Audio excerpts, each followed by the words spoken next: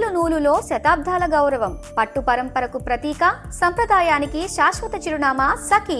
అగ్రరాజ్యం అమెరికా, అదేవిధంగా Israel క్షిపణుల మోతతో Iran గగనతలం ఇప్పుడు నిప్పులు కురుస్తుంటే, మరొక వైపు అగాధంలో నుంచి వచ్చిన భూకంపం ఆ దేశాన్ని ఉలిక్కిపడేలా చేసింది. యుద్ధం అంటేనే ప్రాణభయం, అడుగడుగున మృత్యుఘోష. అలాంటి సమయంలో ప్రకృతి కూడా కన్నెర్ర చేయడం అంటే అది ఇరాన్ పాలిట శాపంగా మారింది. శత్రువుల దాడులను తిప్పికొట్టేందుకు ఇరాన్ సైన్యం సర్వశక్తులు ఒడ్డుతున్న తరుణంలో భూమి కంపించడం ఆ దేశ ప్రజలను తీవ్ర ఆందోళనలోకి నెట్టింది. మూలిగే నక్కపైన తాటికాయ పడ్డట్లుగా యుద్ధ విమానాల రోదతో అల్లాడుతున్న ఇరాన్ వాసులకు భూగర్భం నుంచి వచ్చిన ప్రకంపనలు ఇప్పుడు చుక్కలు చూపించాయి. ప్రస్తుతం ఇరాన్ పరిస్థితి నిప్పుల కొలిమిలా మారిపోయింది.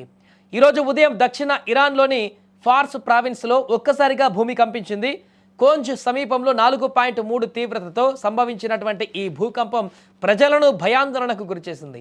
యుఎస్ జియోలాజికల్ సర్వే నివేదిక ప్రకారం భూమికి 10 కిలోమీటర్ల లోతులో ఈ ప్రకంపనలు చోటు చేసుకున్నాయి.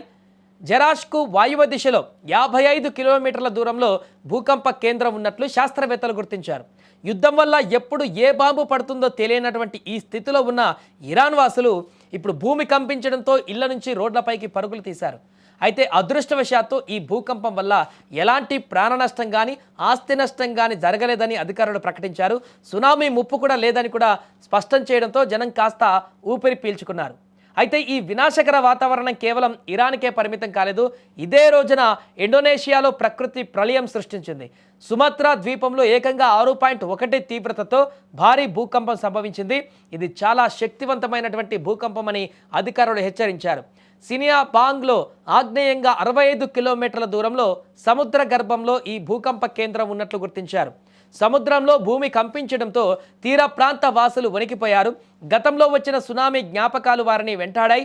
కొన్ని చోట్ల రోడ్లు చీలిపోయాయని కూడా వార్తలు వస్తున్నాయి. కానీ నష్టం ఎంత అన్నది ఇంకా తెలియాల్సి ఉంది. అక్కడ ఒకే రోజున అటు ఇరాన్ యుద్ధంతో, ఇటు ఇండోనేషియా ప్రకృతి విలయంతో అతలాకుతలం కావడం ప్రపంచవ్యాప్తంగా ఇప్పుడు తీవ్ర చర్చనీయాంశంగా మారింది.